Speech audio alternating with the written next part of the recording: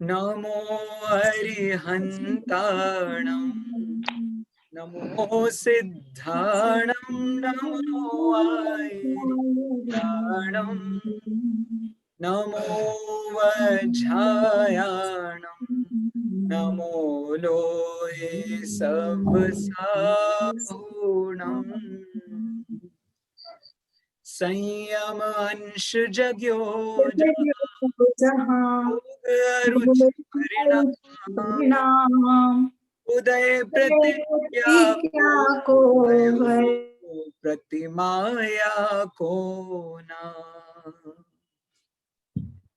आज का जो विषय हम पढ़ने जा रहे हैं जैसा कि हम समझ ही गए हैं 11 प्रतिमाएं वो ऐसा विषय है जो हम पढ़ने जा रहे हैं। सबसे पहले मैं आपको वो 2 लाइनें जो अभी मैंने पढ़ी हैं उनका अर्थ बता देता हूँ। नमोकार मंत्र का तो अर्थ हम सबको वैसे भी पता ही है, इसलिए सीधे हम उन लाइनों पर चल सकते हैं। संयम अंश जग्यो जहां भोग अरुचि परिणाम। जहां पर अर्थात जिस जगह पर नहीं, जिस आत्मा के परिणाम में या ऐसी आत्मा की अवस्था में जहां पर जीव को संयम धारण करने की थोड़े से भाव पैदा हुए हैं। संयम धारण करने के थोड़े से भाव उसके अंदर पैदा हुए हैं। और ये जो संयम धारण कर, संयम का मतलब क्या होता है? कोई बताएगा मुझे संयम का मतलब क्या होता है? अपन ने गुणस्थान में पढ़ा है संयम किसे कहते हैं। निखिली जी। आत्मा को नियम नियम में रहना। नियम में नहीं, ये त्याग की परिणति, त्याग त्याग के भाव रखना, त्याग के भाव आना। ये बेहतर है, ये बेहतर है। त्याग के, बहुत बढ़िया बहुत बढ़िया बहुत बढ़िया। त्याग के भाव होना, उसको हम कहते हैं संयम का परिणाम। एक बहुत अच्छा कोई राइटर हुआ है, उसने कहा है मनुष्य की जो सबसे बड़ी उसकी मनुष्यता है वो है संयम में। कोई भी मनुष्य मनुष्य तभी कहलाता है जब उसमें संयम का परिणाम आता है। और जो संयमी नहीं होता है वो पुरुष के समान है, ऐसा नीति वाक्य है। जो पुरुष संयमी है वही मानव, पुरुष मतलब जो जीव, विशुद्धि नहीं तो अभी कहेगी आपने पुरुष कहा और स्त्री नहीं कहा, सॉरी। तो जो भी व्यक्ति संयमी है वही मनुष्य है, वही मानव है। और जो संयमी नहीं है वो ही पशु है। इस प्रकार के भाव जो हमारे अंदर हैं, जब उसका उस संयम भाव का, कौन सा संयम भाव? संयम का मतलब होता है 5 पापों का अंश रूप में भी यदि त्याग हो रहा है तो उसको हम संयम भाव कहते हैं। ये तो हुआ नेगेटिव साइड से। पॉजिटिव साइड से जो 5 प्रकार के व्रत होते हैं उनका अंश रूप में ग्रहण करना, उसको हम कहते हैं संयम भाव का अंश जगना। संयम भाव का अंश संयम में नहीं होता है, उस संयम भाव के अंश का नाम होता है, क्या होता है उसका नाम? देश संयम। जो संयम का अंश होता है उसको हम देश संयम कहते हैं। और उसमें 5 प्रकार के पापों का कहें या 5 प्रकार के व्रत का कहें, इन सब का स्थूल रूप से त्याग या स्थूल रूप से ग्रहण होता है रिस्पेक्टिवली। मतलब 5 पापों का स्थूल रूप से त्याग और 5 व्रतों का स्थूल रूप से ग्रहण जहां होता है उसको हम संयम का भाव कहते हैं। अब 5 पापों के नाम मुझे कौन बताएगा? 5 पापों के नाम बताइए जल्दी से, स्पीड में। हाँ स्वीटी जी बोलिए। हिंसा, झूठ, चोरी, कुशील, परिग्रह। अरे यार स्वीटी जी बोला ना मैंने विशुद्धि, गलत बात। स्वीटी जी सुना ही नहीं मैंने वो तो। चलो कोई बात नहीं। नाम बताइए। हिंसा, झूठ, चोरी, कुशील, परिग्रह 5 पाप। और इसके व्रत कौन से होंगे? 5 अनुव्रत होंगे। हाँ नाम बताइए। अहिंसा अनुव्रत, पूरे ध्यान नहीं मुझे। व्रत प्रतिभा। पहला है अहिंसाणुव्रत, सत्याणुव्रत, अचौर्याणुव्रत, ब्रह्मचर्याणुव्रत, परिग्रह, परिग्रह। बहुत बढ़िया। तो ये उत्तर हमारा अहमदाबाद से अभी अभी चल करके ट्रेन में बैठ के हमारे पास आ गया है। कहने का मतलब ये है कि 5 पाप और 5 जो व्रत हैं उनका जो स्थूल रूप से विचार होता है उसको हम संयम भाव कहते हैं। तो संयम भाव जब पैदा होता है श्वेता जी, तब सबसे पहले हमारा क्या विचार आता है? जो लाइन में भी कहा गया है, संयम अंश जग्यो जहां भोग अरुचि परिणाम। जैसे ही संयम अंश हमारे अंदर पैदा होता है तो सबसे पहली कौन सी चीज होती है, बता सकते हैं श्वेता जी? त्याग, त्याग की परिणति आती वेरी है। गुड। भोगों के प्रति अरुचि होती है, भोगों को त्याग, त्याग करने का भाव सबसे पहले जागता है और फिर धीरे धीरे करके भोगों का त्याग भी बढ़ना चालू हो जाता है। सबसे पहले वो बहुत स्थूल रूप से त्याग होता है, स्थूल भी कहूं, अणु रूप में कह सकता हूं। सबसे पहले बिल्कुल अणु रूप में होता है, जैसे कि हमारा जो सदाचार का हम पालन करते हैं। हम ये नियम लेते हैं कि मैं किसी भी व्यक्ति का बुरा नहीं करूंगा, मैं सदाचार के नाते किसी के साथ अन्याय नहीं करूंगा, मैं कभी भी किसी को ऐसा काम नहीं करूंगा जिससे मुझे जेल में जाना पड़े। इसको कहते हैं अविरत के रूप में भी संयम का अंश। फिर धीरे पंचम गुण स्थान होता है। पंचम गुण स्थान में क्या होता है? तो वो देश व्रत और बढ़ जाते हैं। देश व्रत बढ़ जाते हैं मतलब एक्चुअली देश व्रत चालू होते हैं। तब क्या परिस्थिति होती है? मैं कसम खाता हूं, मैं अपनी बुद्धि पूर्वक कभी भी किसी भी व्यक्ति को की हिंसा नहीं करूंगा, बुद्धि पूर्वक कभी भी झूठ नहीं बोलूंगा, आदि आदि आदि। इसको हम कहते हैं देश व्रत। और जब स्थूल रूप से या सूक्ष्म रूप से किसी भी प्रकार से जीव ने ये नियम ले लिया कि अब मैं किसी की हिंसा नहीं करूंगा, मैं झूठ किसी भी प्रकार का नहीं बोलूंगा, इसको पूर्ण संयम या सकल संयम कहते हैं। जो सबसे पहला आपको सदाचार वाला संयम बताया वो चौथे गुण स्थानवर्ती को होता है, जो देश संयम बताया वो पंचम गुण स्थानवर्ती को होता है, और जो सकल संयम बताया वो छठवें सातवें से आगे जो मुनिराज हैं उनको पाया जाता है। ठीक है भैया, यहां तक सबको क्लियर हो गया? चलें आगे। संयम अंश जग्यो जहां भोग अरुचि परिणाम, उदय प्रतिज्ञा को भयो प्रतिमा या को नाम। जहां आपने ये कसम खा ली है मैं जिंदगी में कभी किसी को परेशान नहीं करूंगा, ये कसम खाने का नाम है प्रतिमा। अरे बात समझ में आती है? अगर आपने आजीवन इस बात का नियम ले लिया, जैसे कभी कभी होता है ना कि मैं किसी को परेशान नहीं करूंगा, लेकिन यदि मौका पड़ गया, उसने मुझे परेशान कर दिया या परिस्थिति ही ऐसी खड़ी हो गई, तो कैसे नहीं, मैं तो ईंट का जवाब पत्थर से दूंगा। इसको क्या कहते हैं? इसको कहते हैं अविरत। इसमें व्यक्ति के विचार अभी ऐसे नहीं जागे हैं कि वो व्रतों को अंगीकार करने लायक बन पाए। तो व्रतों को अंगीकार करने का मतलब हुआ कुछ भी हो जाए। जैसे आपको वो उसकी कहानी याद है, वो एक कौवे का मांस त्यागा था उसने, कौन था वो? भील। भील पुरुरवा भील। पुरुरवा भील। आदिनाथ भगवान का बहुत पुराना भाव माना जाता है। आदिनाथ भगवान का महावीर भगवान, आदिनाथ भगवान का महावीर, महावीर भगवान का महावीर, पुरुरवा भील, मेरे ख्याल से हाँ, महावीर महावीर, सही है, महावीर ही सही, महावीर का, हाँ, महावीर ही है। हाँ, पुरुरवा भील का मेरे ख्याल से भव महावीर का ही पुराना सबसे पहला 34वां, मतलब पहला कह लो या 34वां कह लो, कुछ भी कह लो आप वो भव था उनका। तो कहने का मतलब इतना है मेरा, पुरुरवा भील के भव में उसने एक नियम लिया था। क्या नियम लिया था? मैं कौवे के मांस का आजीवन त्याग करता हूं। एक गिलहरी थी, उस गिलहरी ने क्या, गिलहरी थी कौन थी? गिलहरी थी ना वो जिसने नियम लिया था कि मैं रात्रि में भोजन नहीं करूंगी। फिर वो केव, वो गुफा के अंदर जा, सियाल नहीं, श्याल रे हाँ, एंड हाँ वो गुफा कुआ के था, अंदर कुआ जाते कि मैं रात्रि कुआ में था सर। गुफा रात्रि के में अंदर भोजन नहीं जाती थी करूंगी। तो तो वो एक गुफा के अंदर गई, वहां पानी हाँ। झरने में बह रहा था, तो जैसे ही वो अंदर जाए तो अंधेरा, मैं रात्रि में भोजन नहीं करती। बाहर आए तो वो कल कल की आवाज आए उसको, तो उसे ऐसा लगे अरे पानी तो पास में ही है, लेकिन फिर उसे ना मिले। फिर अंदर बाहर करते करते उसने वहां दम तोड़ दिया। कहने का मतलब ये है, इसको कहते हैं प्रतिज्ञा के लिए दृढ़ संकल्प होना। जहां आपने अपने सिद्धांतों को इतना सही तरीके से समझ लिया है कि अब आप अपने जीवन में धीरे धीरे करके उन्हें अपनाना चालू कर रहे हो, उसको कहते हैं प्रतिमा। मेरा सबसे बड़ा सिद्धांत क्या है? एक द्रव्य दूसरे द्रव्य का कुछ नहीं करता।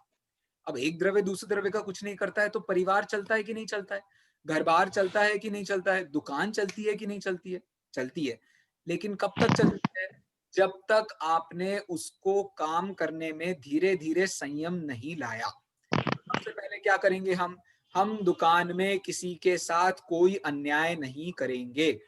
हम 2% मार्जिन पर ही अपना सामान बेचेंगे, इससे ज्यादा मार्जिन में नहीं बेचेंगे। इसको कहते हैं अविरत सम्यक दृष्टि का चारित्र। फिर क्या हुआ भैया, ये 2% मार्जिन, इसके अलावा मैं यदि बिजनेस करना है तो इतने में ही करना है। धीरे धीरे करके अपन इतना भी मार्जिन, कोई बिल्कुल गरीब आ गया या कोई परिस्थिति आ गई तो हम अपना मार्जिन भी खो देंगे। इसको क्या कहते हैं? इसको कहते हैं देश व्रत। और जहां तुम जानो, तुम्हारा काम जाने, तुम्हारी दुकान जाने, तुम्हारा घर बार जाने, हमें कोई मतलब नहीं है। इसका नाम है मुनि दशा, इसका नाम है सकल चारित्र। बात समझ में आ रही है श्वेता जी? तीनों लेवल क्लियर हो गए बिल्कुल? चलिए, तो ये जो 3 लेवल्स हैं, इनमें जो सेंटर का लेवल है जिसको हम देश व्रत कहते हैं या देश चारित्र कहते हैं, उसमें 11 प्रकार के स्टेप्स होते हैं। स्टेप्स, सीढ़ियां होती हैं, सोपान होते हैं, जिनको हम प्रतिमाएं कहते हैं। प्रतिमा का मतलब क्या होता है? प्रतिमा का जो एक कॉमन मतलब है वो तो सबको मेरे ख्याल से पता है। विशुद्धि जी बताइए, प्रतिमा का मतलब क्या होता है?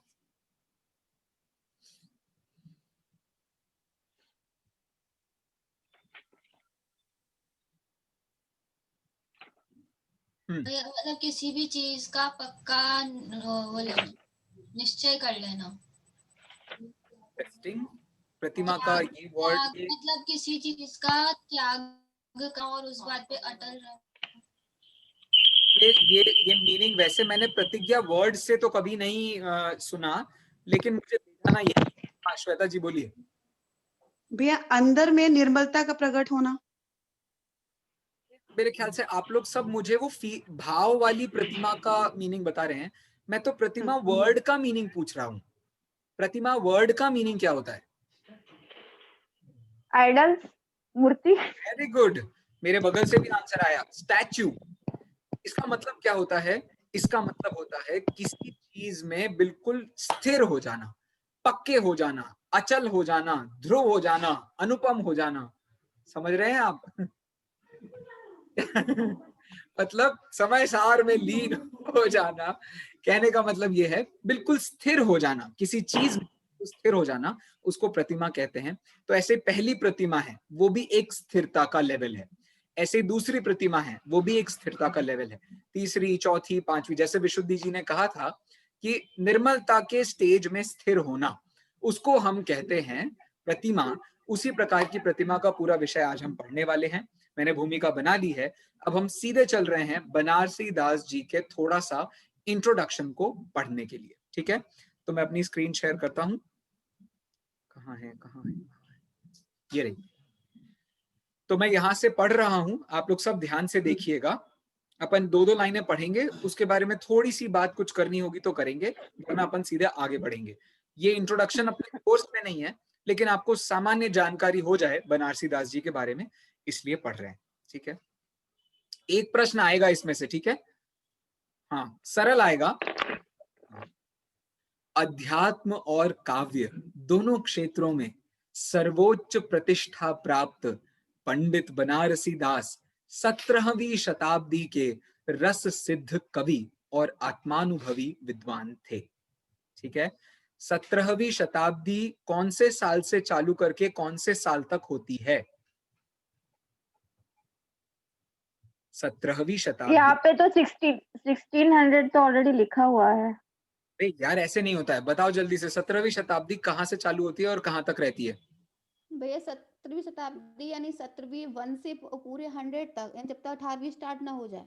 नहीं, 17वीं शताब्दी होती है 1700 1601 से 1700 तक 17वीं शताब्दी होती है।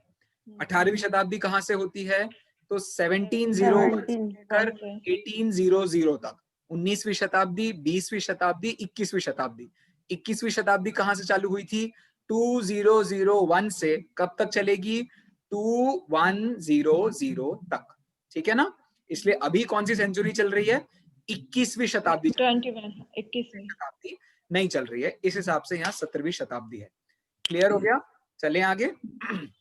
आपका जन्म श्रीमाल वंश में जौनपुर निवासी लाला खरग सेन के यहाँ 1643 में माघ सुदी एकादशी रविवार को हुआ था।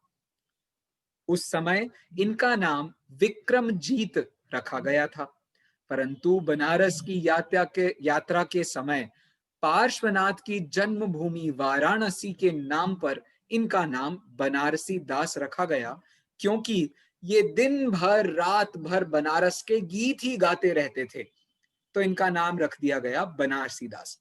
आपको पता है ब्रह्मचारी शीतल प्रसाद जी हुए हैं, उनको भी एक नाम था उनका, बता सकता है कोई मुझे उनका क्या नाम था?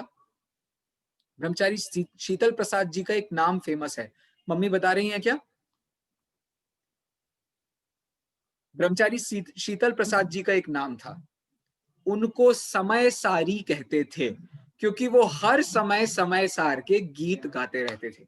ऐसे ही बनारसी दास जी, वो बनारस के गीत गाते रहते थे, इसलिए उनका नाम पड़ गया बनारसी दास। और बनारस के कोई भाई न था, सॉरी, बनारसी दास जी के कोई भाई नहीं था, पर बहनें 2 थीं। मतलब वो जमाने में भी इकलौते तो बहुत हुआ करते थे। वो जमाना अपने को पता है ना, ऐसा जमाना था जहां कई कई बच्चे होते थे, 10-10 लड़के हैं, 15-15 लड़कियां हैं। लेकिन ऐसे भी घर होते थे जो मैं 2, हमारे 3, ऐसे भी घर थे तब, जिनमें बनारसी दास जी खुद एक भाई और उनकी 2 बहनें थीं। ठीक है। 1643 में माघ सुदी एकादशी को रविवार के दिन उनका जन्म हुआ था। उनके पिता का नाम क्या था? तो उनके पिता का नाम यहाँ लिखा नहीं है, लेकिन खड़गसेन वंश, श्रीमाल वंश, जौनपुर निवासी, सॉरी सही है, खरगसेन, उनके लाला खरगसेन उनके पिता का नाम था। अब देखो, लाला था उनके पिता का नाम, और यदि आप लोगों ने बनारसी दास जी की लाइफ के बारे में पढ़ा है तो नीचे ही अभी अगले पैराग्राफ में आने वाला है कि खरगसेन लाला होने के बाद भी ये जो अपने बनारसी दास जी हैं, वो लाले लाले के लिए तरसे हैं। मतलब उनको जीवन में कुछ भी नहीं मिला, इतनी खराब आर्थिक परिस्थिति में उनका जीवन रहा है। देखिए अगले पैराग्राफ में बता रहे हैं, आपने अपने जीवन में बहुत ही उतार चढ़ाव देखे हैं। आर्थिक विषमता का सामना भी आपको बहुत बार देखना पड़ा था, तथा आपका पारिवारिक जीवन भी कोई अच्छा नहीं रहा।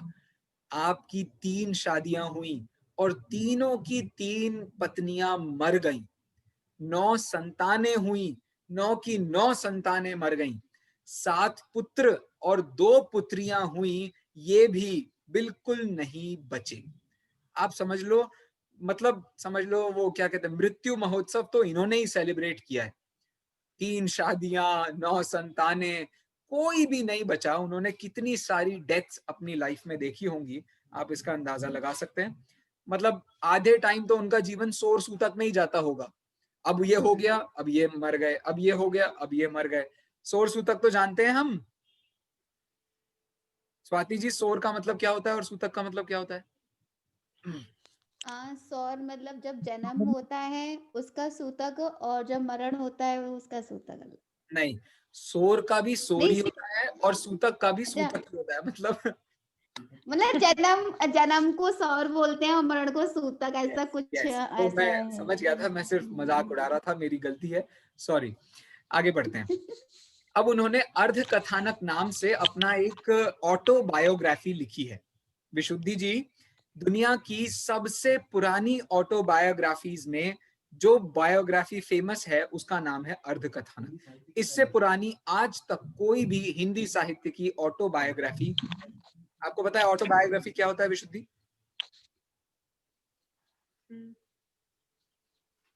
भैया बायोग्राफी हाँ, क्या होता है बायोग्राफी? आत्मकथा मतलब अपनी आत्मकथा खुद लिखना। जीवन कथा या आत्मकथा या जीवन वृत्त भी कहते हैं इसको। अब ऐसी बायोग्राफी जो हमने खुद लिखी हो, मतलब उस बंदे ने ही अपनी बायोग्राफी लिखी हो, उसको ऑटोबायोग्राफी कहते हैं। तो ये अर्धकथानक सबसे पहला, सबसे पुराना ऑटोबायोग्राफी थी, जिसमें उन्होंने ये बात लिखी, कहीं 55 बरस लो बनारसी की बात, तानी विवाही बारजा सुता दोई सुत साथ। कितनी शादियां हुई? 3 शादियां, और सुता दोई, बेटे दोई और सुत 7, बेटे 7 और सुता मतलब बेटियां 2।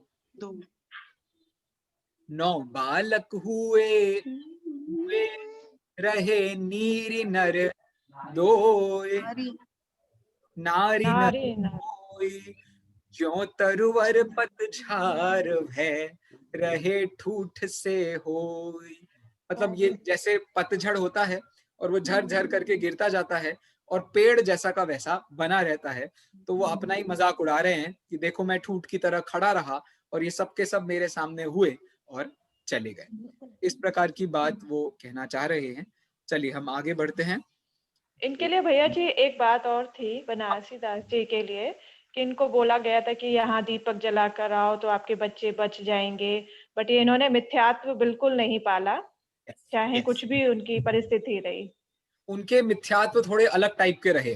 अर्धकथानक हमने मतलब पढ़ी भी है और पढ़ाई भी है, आप पढ़ोगे बहुत मजा आएगा, उसका रूपक बहुत ही सुंदर है। थोड़ा सा बस आपको हिंदी साहित्य का रस बहुत होना चाहिए, क्योंकि वो शब्द पुराने हैं ना, इसलिए वर्ड मीनिंग्स कई बार समझ नहीं आते हैं। लेकिन अपने यहाँ जो छपी किताबें हैं वो बहुत अच्छी है। थैंक यू रश्मि जी। और आगे बढ़ते हैं। ऐसी विषम स्थिति में भी आपका धैर्य भंग नहीं हुआ, क्योंकि ये आत्मानुभवी महापुरुष थे। कविवर पंडित बनारसी दास उस आध्यात्मिक क्रांति के जन्मदाता थे जो 13 पंथ के नाम से जानी जाती है। आप सबको पता होगा, ये जो 13 पंथ दिगंबर आमनाय में माना जाता है, मेनली इसके लिए पंडित टोडरमल जी माने जाते हैं। लेकिन पंडित टोडरमल जी से भी पहले जिसने 13 पंथ का शंख बजाया था, बिगुल बजाया था, वो थे हमारे पंडित बनारसी दास जी। और जिसने जिन मार्ग पर छाए भट्टारकवाद को उखाड़ फेंका था, तथा जो आगे चलकर आचार्य कल्प पंडित टोडरमल जी का संस्पर्श पाकर सारे उत्तर भारत में फैल गई, तो बाद में भैया टोडरमल जी ने ही इसको फैलाया। हाँ, एक क्वेश्चन पे, भट्टारकवाद कौन होते हैं? आने ही वाला था मैं वहां। भट्टारकवाद समझ लीजिए ये मेनली साउथ से हमारे यहाँ पर आया है। कई सारे नॉर्थ में भी अब भट्टारक बहुत बढ़ गए हैं। भट्टारक का मतलब जैन होते थे क्या भैया ये? जैन भट्टारक जैन होते हैं। है होते नहीं है अभी भी है। बता रहा हूँ, अरे यार रुको तो सही, बताता हूँ। भट्टारक का मतलब क्या होता है, पहले के जमाने में सारे जितने अपने मुनिराज हैं उन सबको तो किसी से कोई लेना देना था नहीं, लेकिन हमें ऐसा एक व्यक्ति चाहिए था जिस पर हम पूरा विश्वास भी कर सकें और जिसे हम अपने सारे मंदिरों की चाबी भी थमा सकें। चाबी थमाने का मतलब सारा काम जो भी मंदिरों के जीर्णोद्धार करने के लिए या जो कुछ भी होता था, तो भट्टारकों ने हमारी बहुत मदद भी करी है। जो धवला आदि ग्रंथ आज हमको मिले हैं वो इन भट्टारकों की ही देन के कारण है। लेकिन भट्टारकों के कारण ही 20 पंथ आदि की मान्यताएं बहुत चल पड़ी, जिनमें बहुत अधिक शिथिलाचार था। तो कहने का मतलब ये है, जैसे आरती को जलाया जाता था, आरती मतलब वो दिए से आरती करना, पंचामृत का अभिषेक आदि करना, इसमें बहुत ज्यादा जीवों की हिंसा होती थी। इस बड़ी हिंसा के लिए को बंद करने के लिए टोडरमल जी ने और बनारसी दास जी ने अपना पूरा का पूरा श्रम लगाया और उन्होंने कहा ऐसे माध्यमों से पूजा करो अपवित्र क्या है, द्रव्यस्य शुद्धिमधिगम्य यथानुरूपम भावस्य शुद्धिमधिकाम अधिगंतु कामः। कहाँ की लाइन है भैया ये? भक्तामर की नहीं, पूजन पीठिका में जो स्वस्ति मंगल पाठ है, स्वस्ति मंगल पाठ है, उसमें ये वाला पूरा का पूरा 2 लाइनें दी हुई हैं। कहने का मतलब ये हुआ, हमारा जो द्रव्य जिसे हम चढ़ा रहे हैं वो भी शुद्ध होना चाहिए और जो हमारे परिणाम हैं वो भी शुद्ध होना चाहिए। भट्टारकवाद में वो द्रव्य की शुद्धता पर ध्यान नहीं दिया जाने लगा था, फूल पत्ती जो सचित्त पदार्थ हैं, जिनको हम खाना भी अभक्ष मानते हैं, तो उनको चढ़ाने की बात बहुत दूर की हो गई। तो भट्टारकवाद ये को बनारसी दास और टोडरमल जी ने उखाड़ फेंका था। ठीक है स्वाति जी, चलें आगे। जी भैया जी। काव्य प्रतिभा तो उनको जन्म से ही प्राप्त थी। ऐसा लगता है कि जैसे पिछले जन्म से ही कहीं से वो लेकर के आए थे ये जो विशेष कला है। 14 वर्ष की उम्र में आप उच्च कोटि की कविता लिखी थी, जो कि श्रृंगार रस की सर्वोच्च कविता आज भी कुछ कुछ पुराने हिंदी साहित्यों में मिलती है। इनकी सर्वप्रथम कृति थी नवरस। 14 वर्ष की उम्र में ही ये तैयार हो गई थी, जिसमें अधिकांश श्रृंगार रस का ही वर्णन था। श्रृंगार रस मतलब जो कुशील संबंधी जो पाप है, उसमें जिस प्रकार के भाव होते हैं, उस प्रकार के भावों का मुख्य रूप से इसमें वर्णन था। अब नवरस है तो नवरस का मतलब इसमें सारे ही रस होंगे, सिर्फ श्रृंगार रस नहीं होगा, 9 के 9 रस होंगे, लेकिन मेनली जिस पर सबसे ज्यादा हाईलाइट किया गया वो श्रृंगार रस होगा। यह श्रृंगार रस की एक उत्कृष्ट कृति थी, जिस एक जागरण पर उन्होंने गोमती नदी में बहा दिया था। बोलिए विशुद्धि जी।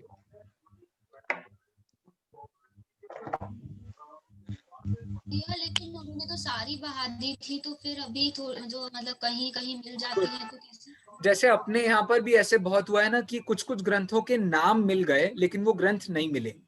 ऐसा हुआ ना, वो जैसे गंधहस्ती महाभाष्य वगैरह है ना, वैसे ही उस टाइम पर तो वो थी, लेकिन बाद में जाकर के वो कृति अब गायब हो गई, क्योंकि उन्होंने खुद ही कहा जितने लोगों को उन्होंने पढ़ाई होगी उतने लोगों ने सुनी होगी, उनमें से कुछ लोगों ने अपनी अपनी किताबों में उसका उल्लेख भी कर दिया होगा।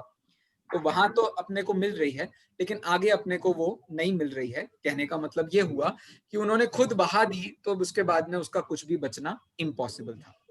इसके पश्चात आपका जीवन अध्यात्ममय हो गया, और उसके बाद की रचनाएं नाटक समय सार, बनारसी विलास, नाममाला और अर्धकथानक ऐसी बढ़िया पुस्तकें उन्होंने लिखी हैं, जिसमें उन्होंने मुझे कितनी गालियां दे दो, मेरे शरीर को कितनी गालियां दे दो, तुम मेरे परिणामों को कितनी ही गालियां दे दो, लेकिन तुम मेरे समय सार रूपी स्वभाव को कोई गाली नहीं दे सकते, क्योंकि वो समय सार रूपी स्वभाव न तो तुम्हारी बात को सुनता है और ना ही तुम्हारी बात का रिएक्शन देता है।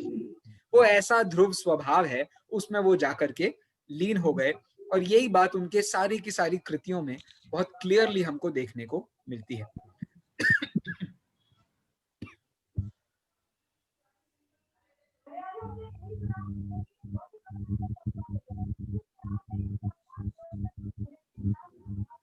सॉरी।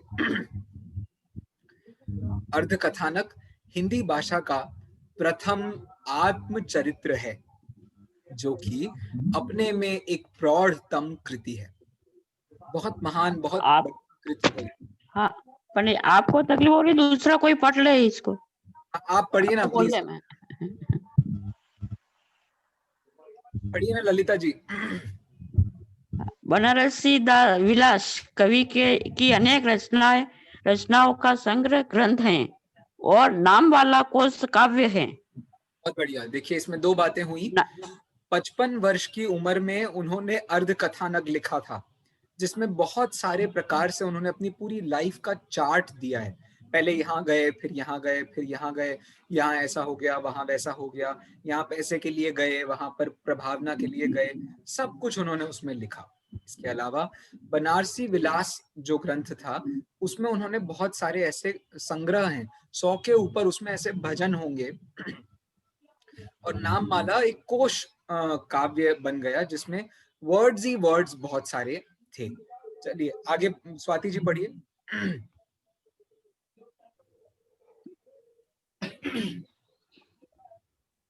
नाटक समय सार अमृत चंद्र आचार्य के कलशों का एक तरह से पदानुवाद है, किंतु कवि की मौलिक सूझबूझ के कारण इसके अध्ययन में स्वतंत्र कृति सा आनंद आता है। यह ग्रंथ अध्यात्म रस से सरोवर है। बहुत सुंदर। तो नाटक समय सार के बारे में ऐसा कहा जाता है कि वो उपचार से पद्यानुवाद है और वास्तविक रूप में भावानुवाद है। भावानुवाद का मतलब होता है जहां पर भाव प्रस्तुत इंपॉर्टेंट है, वर्ड्स इंपॉर्टेंट नहीं है। पद्यानुवाद का मतलब होता है एग्जैक्टली वही वर्ड्स हो, उनका डायरेक्ट ट्रांसलेशन हो, उसी भाव में हो, उसी शब्द में हो, इस प्रकार को पद्यानुवाद कहते हैं। और जहां पर अपनी बुद्धि लगाई जाती है पद्यानुवाद करते हुए, उसको भावानुवाद कहते हैं। और ऐसा बहुत ही सुंदर भावानुवाद उन्होंने किया है, और ऐसा लगता है कि जैसे बिल्कुल इंडिपेंडेंट किताब हो, बिल्कुल स्वतंत्र कृति सा आनंद इसमें आता है।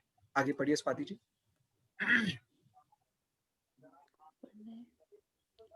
मैं पढ़ूं? हाँ हाँ।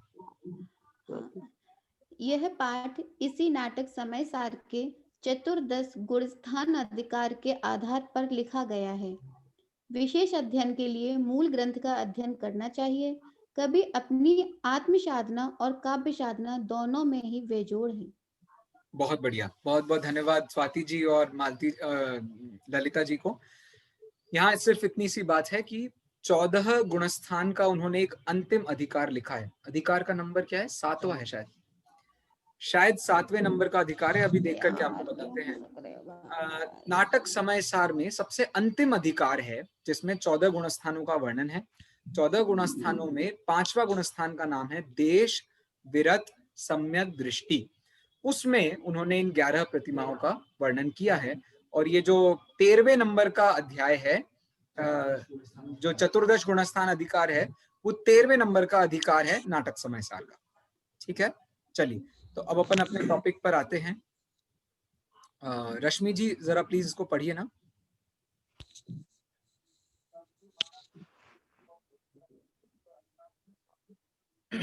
रश्मि जी हैं? रश्मि जी नहीं दिख रही हैं। हाँ स्वीटी जी प्लीज पढ़िए।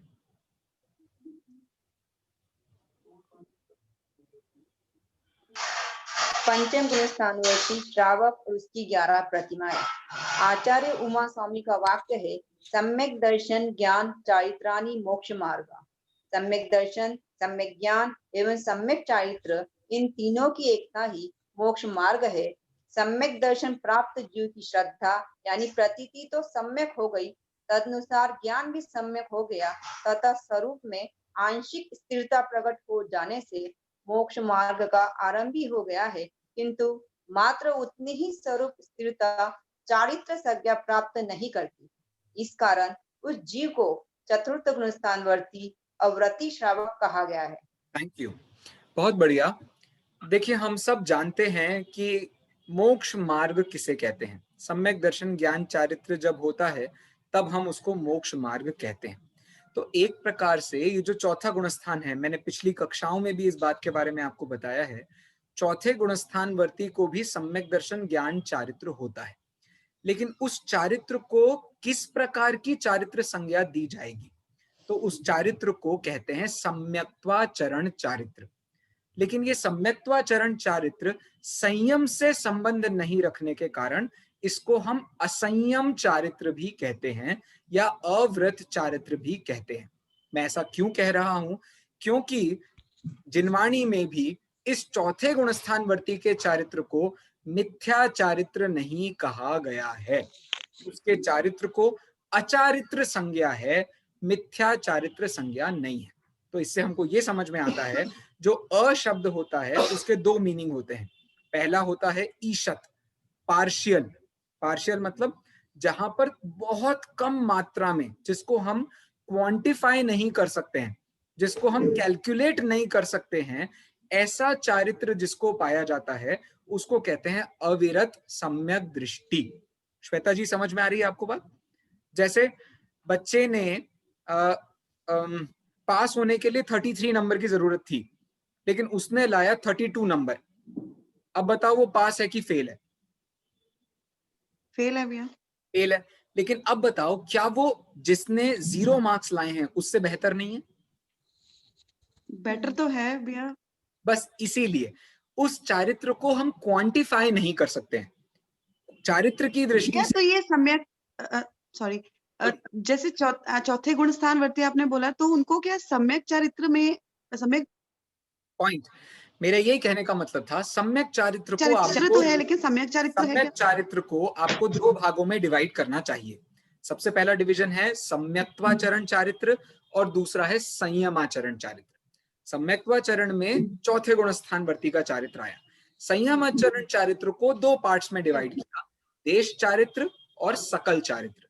देश चारित्र पांचवें गुण स्थान वर्ती का चारित्र, और उसके आगे जो मुनिराज हैं उनका जो चारित्र होता है उसको हम सकल संयमाचरण वो चारित्र कहते हैं। वो सातवें गुण स्थान।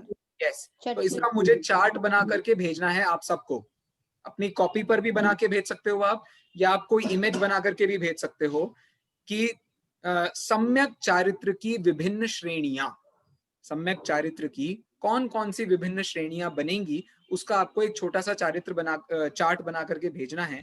आप चाहें तो उस चार्ट में आप ये भी लिख सकते हैं कौन कौन सी क्रियाएं होती हैं सम्यक्त्वाचरण चारित्र की, कौन कौन सी क्रियाएं होती हैं देश चारित्र की, कौन कौन सी क्रियाएं होती हैं सकल चारित्र की। मतलब इन सब का व्यावहारिक रूप भी आप लिख सकते हैं, और आप इसका साथ में निश्चय रूप भी लिख सकते हैं। निखिल जी, बना सकते हैं अपन ऐसा चार्ट? हाँ भैया। हाँ भैया, सही है, बना सकते हैं। Yes yes. जो भी ट्राई करिए, प्लीज ट्राई कीजिए। आपका इस जो अपना 3 विषय वाला जो अगला एग्जाम होगा उसका प्रोजेक्ट वर्क इतना ही है।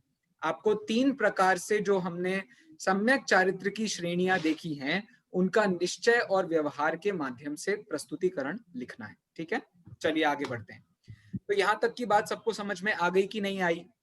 यहाँ जो चौथे गुणस्थान वर्ती व्यक्ति है उसका जो चारित्र है उसके लिए ये कहा गया कि उसमें स्वरूप स्थिरता रूपी चारित्र की संज्ञा तो नहीं होती है। समझ में आ रही बात? सॉरी, ऐसा कह सकते हैं, उसको स्वरूप में आंशिक स्थिरता तो होती है, लेकिन उस स्थिरता को चारित्र संज्ञा नहीं दी गई है। ठीक है, फिर से बोलता हूं, चौथे गुणस्थान वर्ती जीव को स्वरूप में आंशिक स्थिरता तो है, लेकिन उस स्थिरता को चारित्र संज्ञा नहीं है। क्लियर हो गई सबको बात? शालिनी जी, बात क्लियर है? अभी अपन ने क्या कहा चौथे गुणस्थान वर्ती के बारे में? शालिनी जी सुन रही हैं? जी भैया जी। हाँ जी, चौथे गुणस्थान। हाँ बोलिए ना। हाँ क्लियर हो रही है। हाँ हो रही, सही है। श्वेता जी एक बार रिपीट करेंगे आप चौथे गुणस्थान वर्ती के बारे में? हाँ बोलिए। भैया मुझे पूछना था कि चारित्र संज्ञा जब पूरा चारित्र प्रकट होता है तब दी जाती है? नहीं, देश चारित्र हो तो भी चारित्र संज्ञा दी जाती है। श्वेता जी, अपन ने क्या बोला चौथे गुणस्थान वर्ती जीव के इस चारित्र के संबंध में? भैया कि उनके स्वरूप में आंशिक स्थिरता तो रहती है, लेकिन उनको चरित्र संज्ञा नहीं दी जा सकती। क्या बात है, ये बात बिल्कुल यहाँ लिखी है। देखिए, स्वरूप में आंशिक स्थिरता प्रकट तो होती है। देखिए, प्रतीति तो सम्यक हो गई है, तदनुसार ज्ञान भी सम्यक हो गया है, और स्वरूप में आंशिक स्थिरता भी प्रकट हो गई है, लेकिन उतनी ही स्थिरता को चारित्र संज्ञा प्राप्त नहीं होती है। बस इतनी सी बात आपको इस पूरे पॉइंट से, इस पूरे पैराग्राफ से घर लेकर के जानी है। चलिए आगे बढ़ते हैं अपन। हाँ, अरे खाली हो जा बेटा। हाँ चलिए, नेक्स्ट पैराग्राफ निखिली जी पढ़िए।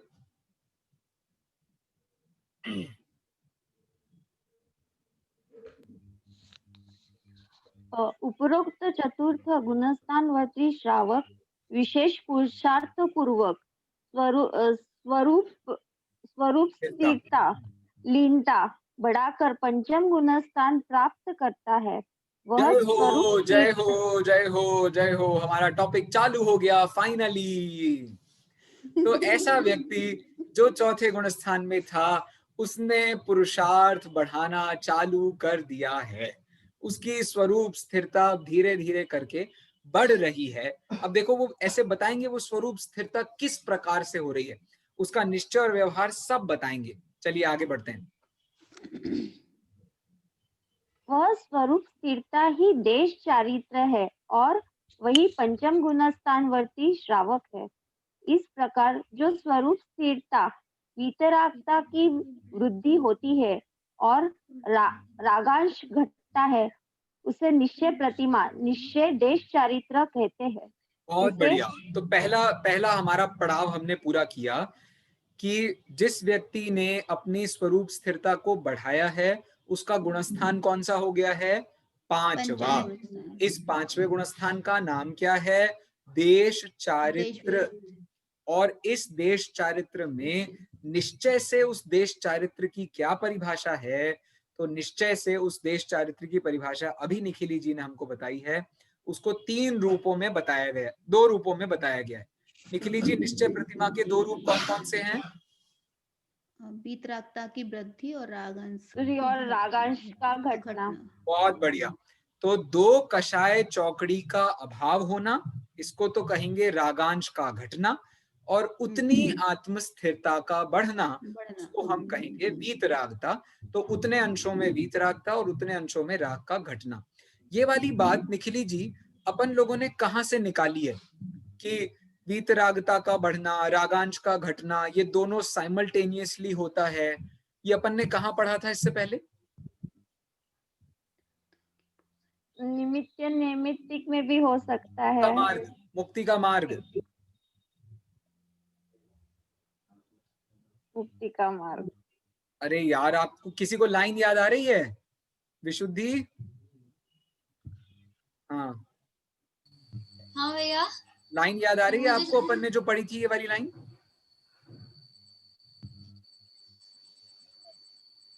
पुरुषार्थ सिद्धि वाली लाइन है। जितने अंश में ये होता है। हाँ बराबर है। मैं बोलता हूँ, जितने अंश में रागांश घटता है बहुत बढ़िया।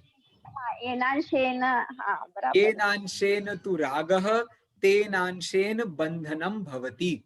जितने अंशों में राग है उतने अंशों में बंधन होता है। और येनांशेन तु रागः तेनांशेन बंधनम भवति। येनांशेन न रागः तेनांशेन बंधनम नास्ति। जितने अंशों में राग नहीं है उतने अंशों में बंधन नहीं होता है और उतने अंशों में हमको स्वरूप स्थिरता बनी रहती है। इस प्रकार का भाव निश्चय प्रतिमा में हमने देखा। निश्चय प्रतिमा सबको क्लियर हुआ? निश्चय प्रतिमा का संबंध सीधे डायरेक्ट आत्मा से होता है। तो आत्मा में स्थिरता कब सबसे पहले हुई थी? तो वो चौथे गुणस्थान में हुई थी। 5वें गुणस्थान में उस स्थिरता का क्या हुआ है? उस स्थिरता की वृद्धि हुई है। वेरी गुड, उसकी वृद्धि हुई है। तो ये तो हुआ, हमने आत्मा से बात करी। अब आत्मा में ये जो स्टेज आई है उसका पैरेलल रिफ्लेक्शन कर्मों में होता है। उसका पैरेलल रिफ्लेक्शन कर्मों में कैसा होता है? कर्मों में अनंतानुबंधी, अप्रत्याख्यानावरण, प्रत्याख्यानावरण, संज्वलन, इस 4 प्रकार की अवस्थाओं में से अनंतानुबंधी और अप्रत्याख्यानावरण का क्या हो जाता है? अभाव हो जाता है। तब निश्चय प्रतिमा कहलाती है। ठीक है भैया, यहां तक सबको क्लियर हो गया? चलिए अब व्यवहार प्रतिमा बता रही है निखिली जी। उसे यथोचित स्वरूप स्थिरता रूप निश्चय प्रतिमा के साथ जो कषाय मंदता रूप भाव रहते हैं वह व्यवहार प्रतिमा अर्थात व्यवहार देश चारित्र कहते हैं। ये तो गलत बात हुई। ऊपर अपन ने निखिली जी कहा था कि रागांश घटता है, अब नीचे हम कह रहे हैं कषाय मंदता रूप भाव होते हैं। रागांश के घटने को तो हमने निश्चय प्रतिमा कहा था, यहाँ कषाय रूप मंदता का भाव उसको हम व्यवहार प्रतिमा कह रहे हैं। ये तो नाइंसाफी हुई। क्योंकि भैया इसमें 2 प्रकार की कषाय भी और शेष है ना, तो अभी पूरी कषाय तो गई नहीं है। बहुत बढ़िया, बहुत बढ़िया। तो जितना बचा है उतने के अनुसार प्रवृत्ति होगी, उसका व्यवहार होगा, उसका व्यापार होगा, उसमें व्यक्ति लगा रहेगा। तो उसको तो हम कहेंगे व्यवहार से प्रतिमा। लेकिन निश्चय से प्रतिमा हम उसको नहीं कह सकते हैं जिसमें व्यक्ति लगा हुआ है, क्योंकि जिसमें लगा हुआ है उसमें राग कर रहा है, और राग कर रहा है तो वो बंध का कारण होगा कि मोक्ष का कारण होगा? बंध का कारण तो मोक्ष का कारण होना चाहिए। व्यवहार प्रतिमा बंध का कारण हो सकती है। तो इसी प्रकार से इन दोनों प्रतिमाओं का ये रूप बता रहे हैं कि जितना राग घटा उतनी आत्म स्थिरता और उतना हम मोक्ष के पास आ गए हैं। लेकिन जितना राग है उतने के कारण कषाय है और उस कषाय के कारण संसार है, क्योंकि मोक्ष मार्ग और संसार मार्ग पैरेलली चलते हैं। मोक्ष मार्ग चालू हो जाए और संसार मार्ग नष्ट हो जाए, ऐसा नहीं होता है। मोक्ष मार्ग जब पूरा होता है तब संसार का नाश होता है, उससे पहले संसार का पूरी तरीके से नाश नहीं होता है। उसी दृष्टि से ये दो बातें हमारे सामने आई। एक जो स्टेज है, उस स्टेज में जितनी कषाय का अभाव हुआ उसके कारण तो बनती है निश्चय प्रतिमा, और जितनी कषाय है उसके कारण बनती है व्यवहार प्रतिमा। बात इतनी है, ग्लास आधा भरा है या ग्लास आधा खाली? दोनों ही। ग्लास आधा भरा देखेंगे आप तो आपको लगेगा अरे प्यास है प्यास है प्यास है, अब भर लो। तो ये हो गई आपकी व्यवहार प्रतिमा। और जब आप ग्लास आधा खाली देखेंगे तो आपको लगेगा अरे प्यास ही नहीं है, प्यास तो कभी आज तक आई नहीं है। तो उस तरीके से आप देखेंगे तो वो आपको वीतराग भाव, वो निश्चय प्रतिमा भी समझ में आ जाएगी। ठीक है, मेरे उदाहरण बहुत अच्छे नहीं होते हैं बट आई होप आप समझ रहे हो। चलिए आगे बढ़ते हैं। समझ में आ जाते हैं भैया। चलिए। उसके साथ ही तदानुकूल बाह्य प्रवृत्ति होती है, वह यथार्थ में तो व्यवहार प्रतिमा भी नहीं होती, लेकिन उपरोक्त कषाय मंदता के साथ तदानुकूल ही बाह्य प्रवृत्ति होती है, अतः उसको भी व्यवहार से प्रतिमा कहा जाता है। बहुत बढ़िया, बहुत बढ़िया। इसके लिए एक और नाम है, इसको उपचार भी कहते हैं। तीन चीजें हो गई, निश्चय प्रतिमा, व्यवहार प्रतिमा और व्यवहार प्रतिमा का उपचार। ठीक है, तो ये तीन चीजें इस तरीके से भी कही जाती हैं। जैसे अपन लोगों ने वो पढ़ा था ना, मुनिराजों के स्वरूप में भावलिंग और द्रव्यलिंग पढ़ा था, याद आ रहा है आपको? तो जब व्यक्ति ने द्रव्यलिंग धारण किया था, तब तो उसको आत्मस्थिरता नहीं थी, तब तो उसको भावलिंग नहीं था।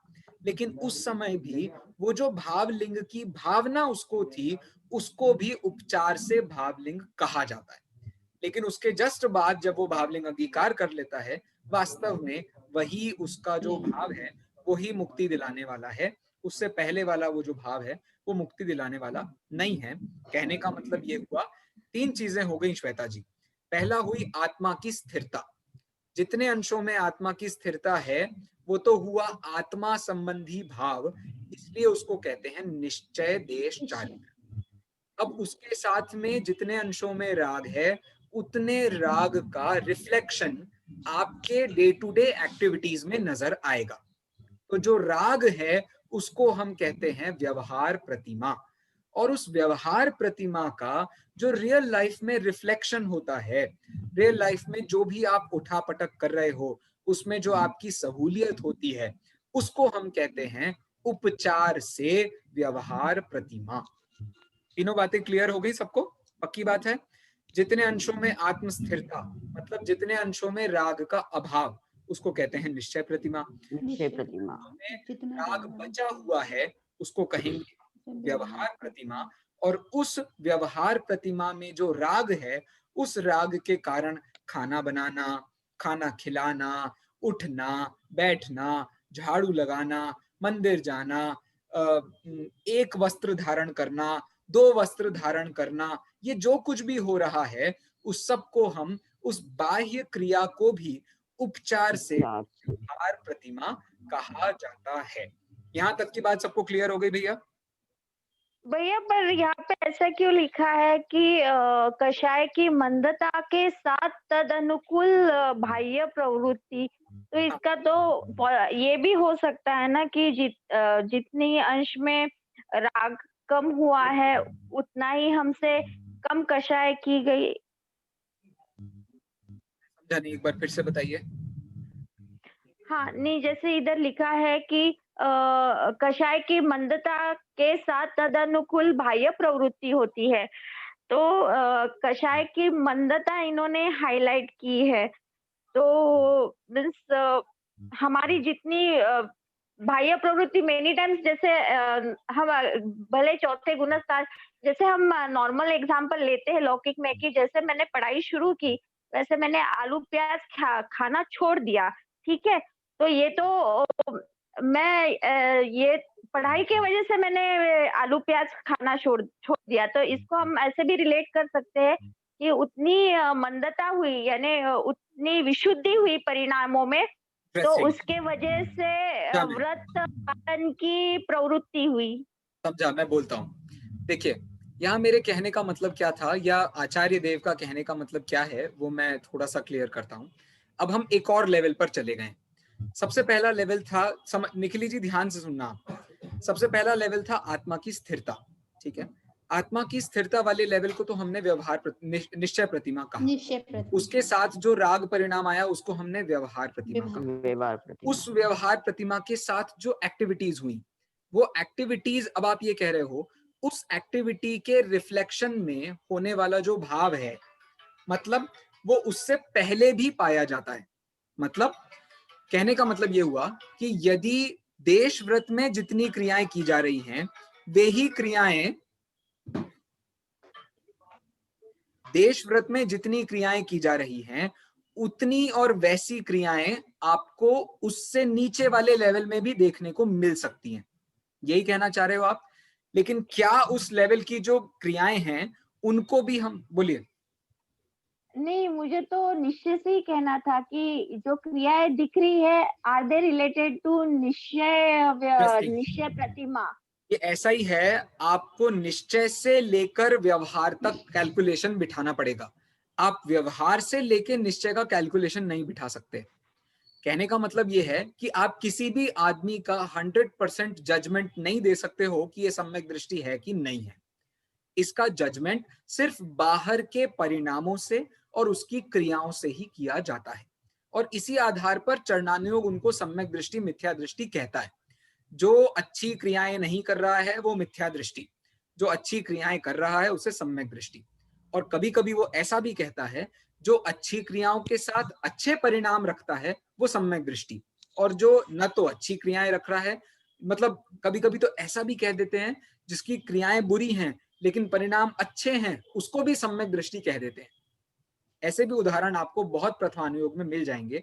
कहने का सीधी सीधी भाषा में इतना मतलब है कि आप निश्चय से किसी भी चीज की परिभाषा बनाएं तो उसकी बिल्कुल सही परिभाषा बनेगी, लेकिन उसको जब आप आइडेंटिफाई करने जाओ तो आइडेंटिफिकेशन में 19-20 हो जाता है, जिसके लिए आप कंप्लीटली समझ लीजिए लिबर्टी है आपके पास कि आप उसको बाहर से, जैसे मुनिराज के संबंध में भी होता है कि ये मुनिराज सच्चे वीतरागी संत हैं या नहीं हैं, ये आपको पहली नजर में नहीं पता चलने वाला है। उसके लिए 3 दिन 4 दिन ऐसा प्रवचन सार में विधान देते हैं। वो कहते हैं आपको जजमेंट करने में जितना टाइम लग जाए तब तक आप उनके साथ वैसा ही व्यवहार करो जैसा कि एक सही मुनि के साथ किया जाना चाहिए। कहने का मतलब ये है कि वो जजमेंट से आपको चीजें समझ में आती हैं। लेकिन अब आज की जमाना तो आपको पता है, आपको हर आदमी की हर खबर आपको इतनी ज्यादा है। वो यदि फेसबुक पर अपडेट कर रहा है, वो यदि व्हाट्सएप पर स्टेटस डाल रहा है, आपको हर आदमी की खबर पड़ जाती है। देशव्रतियों का तो इतने जल्दी पता चलता है कौन कितने पानी में है। कहने का मतलब ये है कि चूंकि हमारे यहाँ कम्युनिकेशन टेक्नोलॉजी इतनी बढ़ गई है कि हमें सारी डे टू डे एक्टिविटीज पता चल रही हैं, 24 आवर्स का हिसाब पता चल जाता है। लेकिन बताओ, इससे आपको किसी के परिणाम पता चल रहे हैं क्या? उन परिणामों से उसके निश्चय का भाव पता चल रहा है क्या? नहीं पता चल रहा है। इसीलिए हम कंप्लीटली क्रियाओं के माध्यम से जज नहीं कर सकते हैं कि ऐसी क्रियाएं कर रहा है तो ये सही ही होगा। क्यों मैं ऐसा कह रहा हूं? क्योंकि जिनवाणी में ऐसे बहुत सारे उल्लेख हैं। द्रव्यलिंगी जो जीव होता है वो मिथ्या दृष्टि है, संसार में परिभ्रमण करेगा, उसे कभी मोक्ष की प्राप्ति नहीं होगी। जो बाल तप कर रहा है, बड़े बड़े तप कर रहा है, श्वासोश्वास की बड़ी बड़ी नालियों को पार कर रहा है, क्या क्या कर रहा है, लेकिन उसको मोक्ष मार्गी नहीं माना गया। ऐसा तक लिख दिया है, गृहस्थो मोक्ष मार्गस्थो निर्मोहो नैव मोहवान। मतलब यदि गृहस्थ मोक्ष मार्गी है तो वो ऐसे मुनिराज से भी महान है जिसने मोह का नाश नहीं किया है। स्वीटी जी कुछ कह रही हैं, बोलिए। ये अंतिम बात है, इसे लेकर के हम फिर अपनी आज की चर्चा को यहीं समाप्त कर रहे हैं। तो आज हमने 2 बातें पढ़ी हैं। पहली बात तो हमने ये पढ़ी कि चारित्र के डिफरेंट लेवल्स क्या होते हैं, और दूसरी बात पढ़ी प्रतिमा में जो एक प्रतिमा को बताने के लिए हमारे पास 3 अलग अलग तरीके होते हैं। पहला उसकी आत्मा की स्थिरता, दूसरा उसके परिणाम, और तीसरा उसकी बाहर की क्रियाएं। ये 2 चीजें हमने आज पढ़ी हैं। मैं नेक्स्ट क्लास में आपसे जरूर पूछूंगा, प्लीज एक बार उसे अच्छे से पढ़ लेना। बोलिए स्वीटी जी।